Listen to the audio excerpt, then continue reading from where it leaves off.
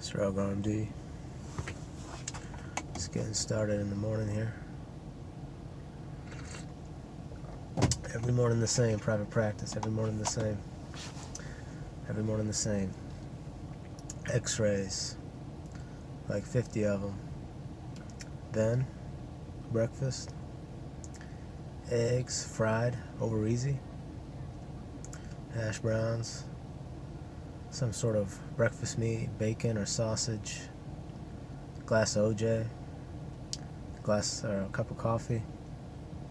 Maybe 2-3 cups of coffee. Every day is the same like that. Just to get it going, just to get it started, you know? Talking about burnout, talking about physician burnout. Go on Twitter, hear people talking about burnout a lot. You know, everybody's burned out, quote unquote, everybody's burned out. I think it's time for us to start taking responsibility for the idea of physician burnout, you know?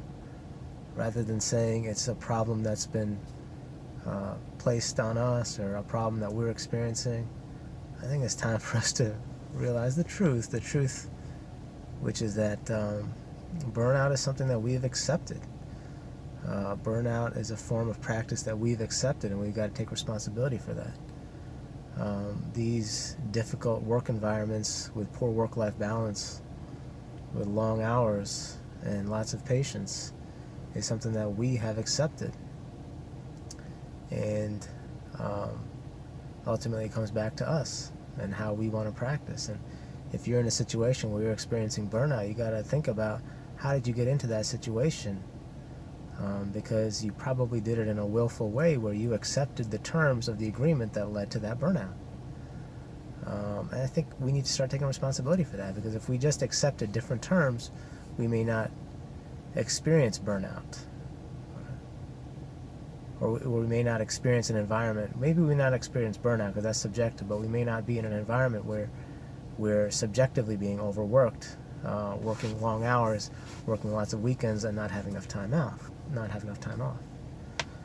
The reasons for burnout in my mind are many. One of them is, I think, academic work environments. We've all been in academics because training takes place in academic institutions. So I've worked in academics. I know what academic institutions are like.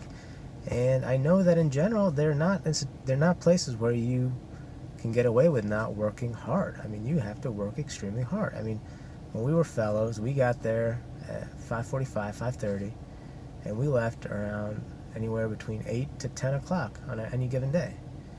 And the attendings didn't really have much better schedule than us. They had a schedule of maybe like 7 to maybe like 7, 8, or 9.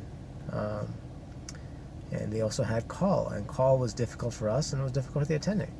Call was, you covered 5 large hospitals in a metropolitan area.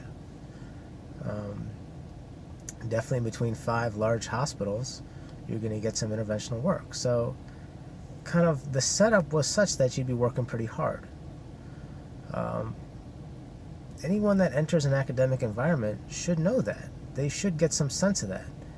And it's not just from previously working in an academic environment. I mean, it's up to you. When you're interviewing for a job, it's up to you to talk to people that are working that job, a similar job, and understand what are the job expectations. What are people actually doing for this work? What are the hours? How many hospitals are you covering? How many patients are you seeing? What are the expectations? A very important question to ask is, why did the last guy leave? Was the last guy burned out and left? What do you think is going to happen potentially to you when you join that system? And that's not to discourage you from taking on any job. That's just for you to understand that you need to understand what it was about the job that led to someone going there and led to someone leaving that job. And as long as you understand it and you can come to terms with it, then you could accept that job, but you have to know what you're getting into. But don't accept the job when you know that it's going to be difficult and then start complaining about burnout on Twitter 6 months later, because that's just kind of to me, that shows a poor character.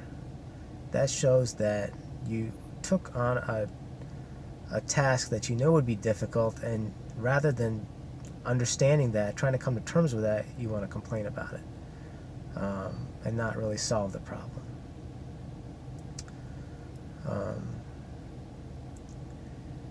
there are a lot of different options for physicians. I don't think anyone should ever feel as a physician that they're out of options, because there's tons of options. Physicians are always in demand. If you're burned out, you're working in a major metropolitan area on the coast, you're seeing too many patients for not enough pay, move. I would say move inland, move to a remote area, and capitalize, and make